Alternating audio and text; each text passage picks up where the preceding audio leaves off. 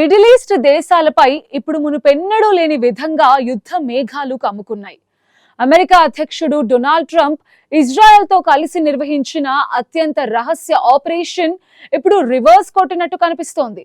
Iran supreme leader ఖమేనీని లక్ష్యంగా చేసుకుని హతమార్చేలా జరిపిన దాడుల తర్వాత పరిస్థితులు అదుపు తప్పుతున్నాయని అంతర్జాతీయ విశ్లేషకులు హెచ్చరిస్తున్నారు. ఖమేనీ మరణం తర్వాత ఇరాన్ ప్రజలు తిరగబడి తమ ప్రభుత్వానికి వ్యతిరేకంగా పోరాడతారని అమెరికా భావించింది. నేపాల్, శ్రీలంక లేదా బంగ్లాదేశ్ లో జెన్జీ యువత ఎలాగైతే పాత వ్యవస్థలను కూల్చేశారో ఇక్కడ కూడా అదే జరుగుతుందని ట్రంప్ లెక్కలు వేశారు. కానీ అక్కడ సీన్ ఇప్పుడు పూర్తిగా రివర్స్ అయిపోయింది. ఖమేనీ మరణ వార్త తెలియగానే ఇరాన్ ప్రజలు ఒక్కటయ్యారు. ఇది తమ దేశ సార్వభౌమత్వంపై జరిగిన దాడిగా భావిస్తూ మెజారిటీ ప్రజలు రోడ్ల మీదకు వస్తున్నారు. కేవలం ఇరాన్లోనే కాదు, పాకిస్తాన్లోని కరాచీ నుండి ఇరాక్లోని బాగ్దాద్ వరకు నిరసన జ్వాలలు ఎగిసిపడుతున్నాయి. కరాచీలో అమెరికా కాన్సులేట్ పై ఆందోళనకారులు దాడికి దిగటం, భద్రతా దళాలతో తలపడుతుండటం చూస్తుంటే అమెరికాపై వ్యతిరేకత ఎంతలా ఉందో అర్థం చేసుకోవచ్చు. బాగ్దాద్ లోని గ్రీన్ జోన్ లోకి వందలాది మంది దూసుకు వెళ్ళడానికి ప్రయత్నించటం అగ్రరాజ్యానికి పెద్ద తలనొప్పిగా మారింది. ఈ విషయంలో ట్రంప్ తొందరపడ్డారన్న వాదన తన పరిధిని పెంచుకుంటోంది. ఇతర అగ్రదేశాల సార్వభౌమత్వాన్ని కాలరాసే హక్కు అమెరికాకి ఎక్కడదని రష్యా, చైనా వంటి దేశాలు ఇప్పుడు నిలదీస్తున్నాయి. యుద్ధం మొదలు పెట్టడం ఈజీ, దాన్ని ఆపేయడం ఎవ్వరి తరం కాదన్న పాత సామెత ఇప్పుడు అక్షర సత్యం అవుతోంది. ఖమేనీ హతమైన తర్వాత కూడా ఇరాన్ సైన్యం నాయకత్వం చెక్కు చెదరలేదని, వారు మరింత శక్తివంతంగా ప్రతిదాడికి సిద్ధమవుతున్నారని తాజా పరిణామాలు చెప్తున్నాయి. దీనివల్ల మధ్యప్రాచ్యం మొత్తం ఒక రావణ కాష్టంగా మారిపోయింది. అమెరికా వ్యూహం ఫలించకపోగా అది తన మిత్ర దేశాల భద్రతను కూడా ప్రమాదంలోకి నెట్టింది. అమెరికా, ఇజ్రాయెల్ దేశాలు ఊహించని మరో పరిణామం ఏమిటంటే ఇరాన్ చేస్తున్న ప్రతిదాడి కేవలం ఆ రెండు దేశాలకే పరిమితం కాలేదు. అమెరికా బలగాలకు ఆశ్రయం ఇచ్చిన మిడిల్ ఈస్ట్ దేశాలను ఇరాన్ నేరుగా లక్ష్యంగా చేసుకుంటోంది. దుబాయ్ పై ఇరాన్ దాడి చేయడం అనేది ఎవ్వరూ కలలో కూడా ఊహించని విషయం. కానీ ఇప్పుడు అదే జరుగుతోంది. అమెరికాకు తోడుగా నిలిచిన ప్రతి దేశాన్ని వదిలేది లేదని ఇరాన్ సుప్రీం లీడర్ మరణం తర్వాత అక్కడి సైన్యం తెగేసి చెప్తోంది. బహ్రెయిన్ లోని అమెరికా 5వ నౌకాదళం ప్రధాన కార్యాలయంపై ఇరాన్ క్షిపణులు విరుచుకుపడ్డాయి. అక్కడ ఆకాశాన్ని కమ్మేసిన దట్టమైన నల్లటి పొగ, ఎగిసిపడుతున్న మంటలు ఆ ప్రాంతంలో నెలకొన్న భీకర పరిస్థితిని కళ్ళకి కడుతున్నాయి.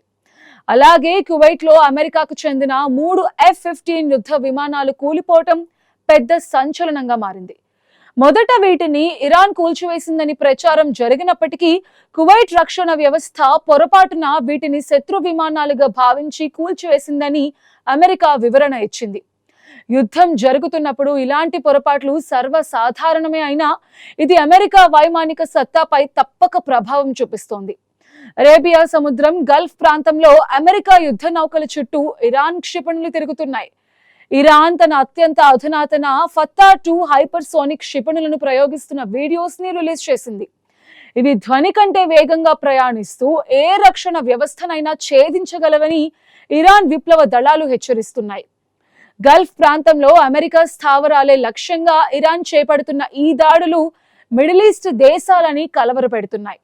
తమ గడ్డపై ఉన్న అమెరికా స్థావరాల వల్ల తాము కూడా బలిపశువులం అవుతున్నామని ఆ దేశాలు ఆందోళన వ్యక్తం చేస్తున్నాయి. ట్రంప్ అనుకున్న రహస్య ఆపరేషన్ కాస్త ఇప్పుడు బహిరంగ యుద్ధంగా మారి అమెరికాని డిఫెన్స్ లోకి నెట్టివేసింది. ఒకవైపు ఇరాన్ ప్రజలు, మరోవైపు అంతర్జాతీయ సమాజం నుండి వస్తున్న వ్యతిరేకతని ఎదుర్కోవటం ఇప్పుడు అమెరికాకి పెద్ద సవాల్గా మారింది. ఈ యుద్ధంలో ఆయుధాల కంటే భయంకరమైంది మరొకటి రంగంలోకి దిగింది. అదే ఆర్టిఫిషియల్ ఇంటెలిజెన్స్. దాంతో పాటు డీప్ ఫేక్ టెక్నాలజీగా నిపుణులు చెప్తున్నారు. యుద్ధం క్షేత్రస్థాయిలో ఎంత తీవ్రంగా జరుగుతోందో సోషల్ మీడియాలో అంతకంటే వేగంగా అబద్ధపు వార్తలు షికారు చేస్తున్నాయి. ఖమేనీ మరణానికి సంబంధించి, యుద్ధ నౌకలు కూలిపోవడానికి సంబంధించి వందలాది వీడియోస్ ప్రతి గంటకి ఇంటర్నెట్ లో అప్లోడ్ అవుతున్నాయి. అందులో ఏది నిజమో ఏది అబద్ధమో తెలుసుకోవడం సామాన్యులకి కష్టంగా మారింది. ఒక వీడియోలో యుద్ధ విమానం కూలిపోతున్నట్టు కనిపిస్తే అది పాత యుద్ధానికి సంబంధించిన క్లిప్ లేదా AI ద్వారా సృష్టించింది కావచ్చని నిపుణులు హెచ్చరిస్తున్నారు. ఇలాంటి డీప్ ఫేక్ వీడియోస్ ప్రజలలో ఉద్రేకాన్ని పెంచడానికి, ఇరాన్ మద్దతుదారులను మరింత రెచ్చగొట్టడానికి ఉపయోగపడుతున్నాయి.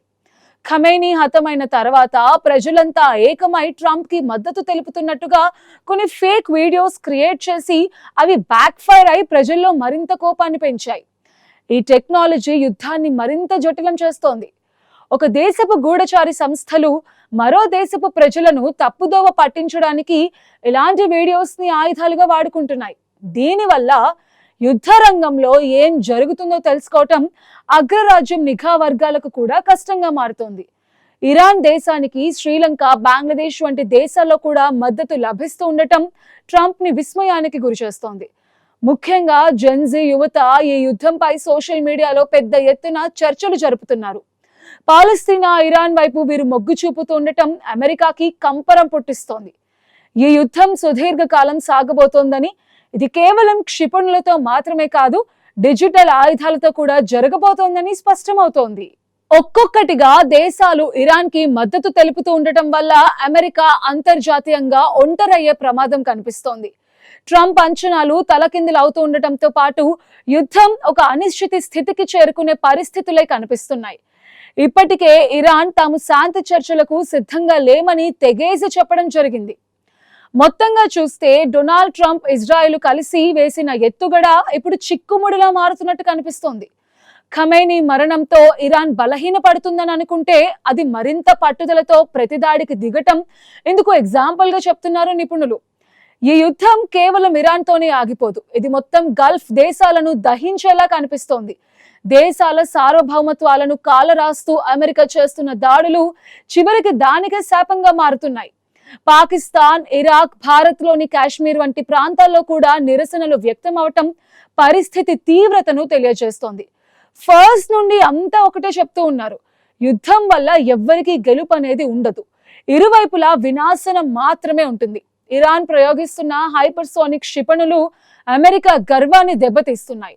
అదే టైంలో డీప్ ఫేక్ వీడియోస్ మాయలో పడి ప్రజలు తప్పుడు నిర్ణయాలు తీసుకోకుండా జాగ్రత్త పడాలి. ట్రంప్ తన వ్యూహాన్ని మార్చుకోకపోతే ఈ యుద్ధం అగ్రరాజ్యాన్ని, ప్రపంచాన్ని మరో ఆర్థిక సంక్షోభంలోకి నెట్టేయొచ్చు. అమెరికా బలగాలకు ఆశ్రయం ఇచ్చిన అరబ్ దేశాలు కూడా ఇప్పుడు పునరాలోచనలో పడ్డాయి. యుద్ధం ఆగిపోవాలని ప్రపంచం కోరుకుంటున్న పంతాలు మాత్రం తగ్గడం లేదు. నిశ్శబ్దంగా ఉండాల్సిన సాగరం ఇప్పుడు క్షిపణుల పేలుళ్లతో మారు మోగిపోతోంది. మనిషి సంపాదించిన విజ్ఞానం, టెక్నాలజీ చివరకు వినాశనం కోసమే వాడుతూ ఉండటం విచారకరం. రాబోయే రోజుల్లో ఈ యుద్ధం ఎన్ని దేశాలను తనలోకి లాక్కుంటుందో, ఎన్ని మలుపులు తిరుగుతుందో వేచి చూడాలి. ఏది ఏమైనా డామిట్, కథ అడ్డం తిరిగింది అన్న చందంగా ఉన్న ప్రస్తుత పరిణామాలు ట్రంప్ కి ఒక గుణపాఠంలా కనిపిస్తున్నాయి.